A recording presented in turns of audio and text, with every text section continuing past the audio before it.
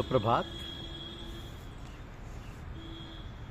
तू मुझे देखे ना देखे, मैं तुझे देखा करूं।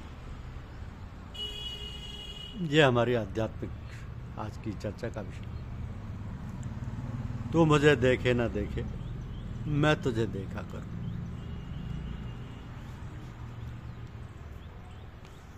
जब तक पूर्ण समर्पित होकर साधक अपने को गुरुदेव के चरणों में गिराते रहने का अभ्यास ही नहीं हो जाता, तब तक वह मुरीद नहीं।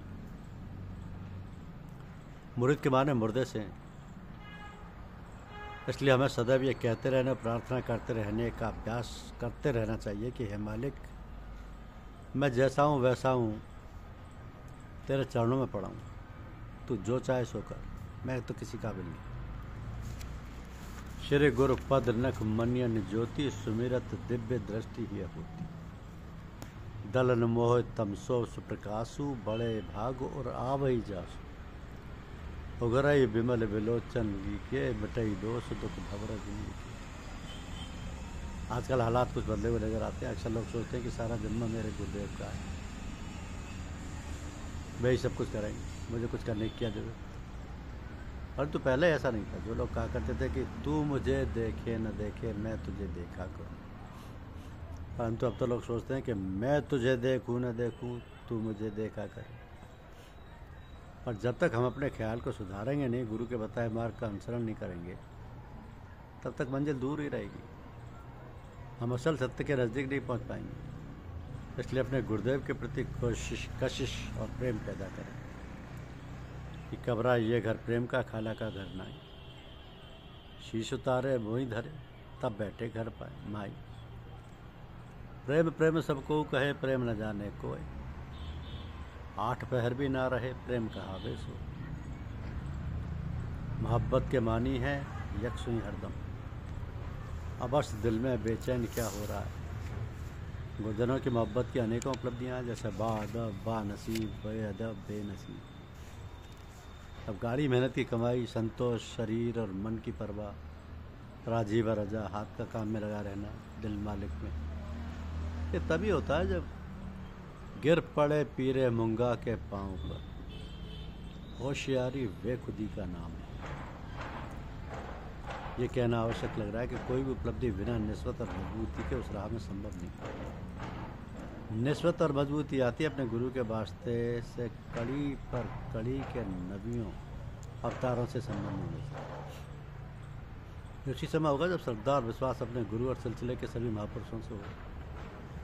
जब ये नाता टूटा तो ना अपनी फरियाद पहुंचेगी और ना फैज़ और बरकत की धारा आएगी। इसलिए पूज्य लालाजी महाराज के कथनानुसार अजब है ये सिलसिला सालारे हक का, कि ले जाते हैं पर्दे में हरम तक।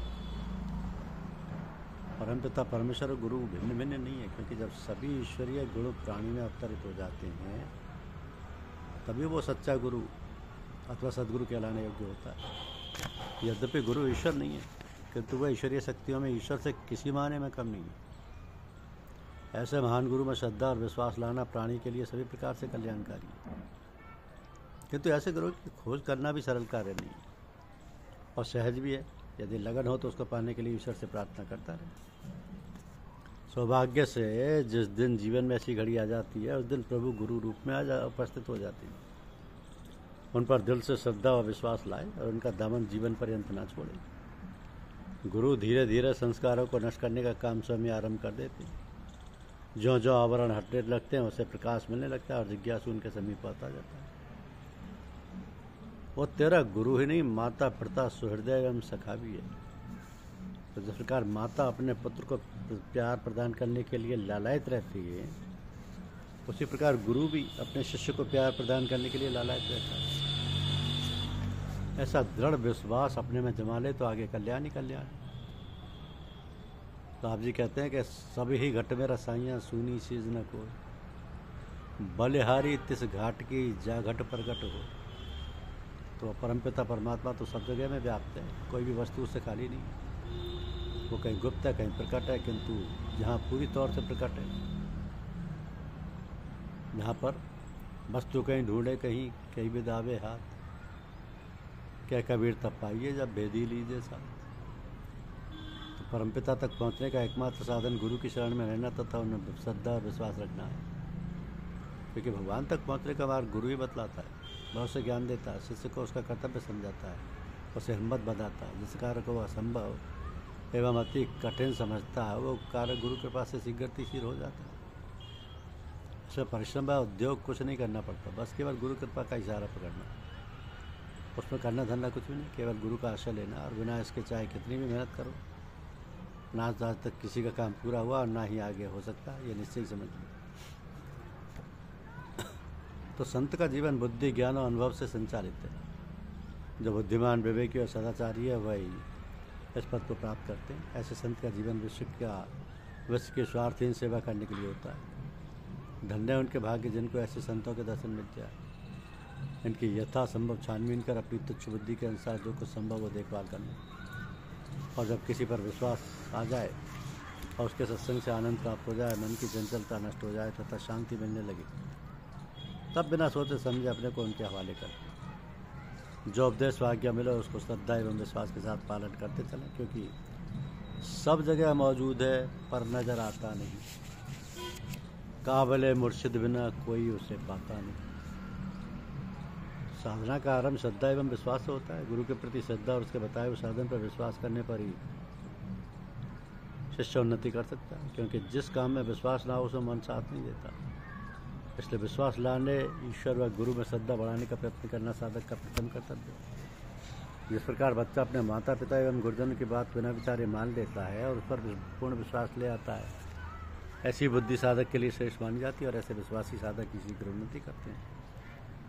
तो साधक को केवल एक बात की जरूरत है कि वो अपने गुरु में श्रद्धा उत्पन्न कर ले, फिर तो आगे के सारे काम अपने आप होते जाएंगे। और ये काम हमें स्वयं करना होगा।